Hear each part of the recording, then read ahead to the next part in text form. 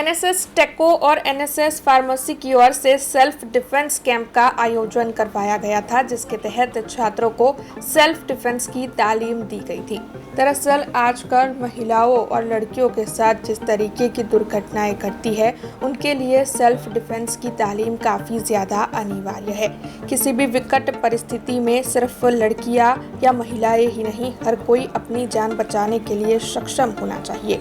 उसी के मद्देनज़र वडोदरा शहर बदामड़ी बाग के पास मौजूद टेक्नोलॉजी एंड इंजीनियरिंग कल्याण भवन पर सेल्फ डिफेंस कार्यक्रम आयोजित करवाया गया था, जिसके तहत 1000 से ज़्यादा छात्रों ने शिरकत की थी और इन सभी छात्रों को सेल्फ डिफेंस की तालीम दी गई थी। Technology and engineering and pharmacy department द्वारा आयोजित કરવામાં આવ્યું છે। એનએસએસ વોલેન્ટિયર આ પ્રયાસ કરે છે કે 2010 થી ચાલુ કરવામાં આવે છે। આજે 2024 થઈ ગયું છે।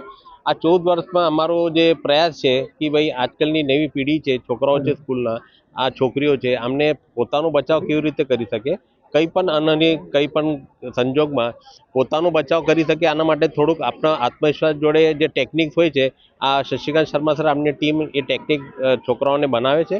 આ ટેકનિકથી પોતાનો બચાવ કેવી રીતે કરવાનો, પોતાનો આત્મવિશ્વાસ દરેક છોકરાઓ જોડે હોય છે, પણ આ કેવી રીતે યુઝ કરવાનો, ઇમ્પ્લિમેન્ટ કેવી રીતે કરવાનો, આ 2 દિવસના પ્રોગ્રામને अंदर છોકરાઓને बतावવામાં આવે છે। अब खबरों से लगातार अपडेट रहना हुआ आसान।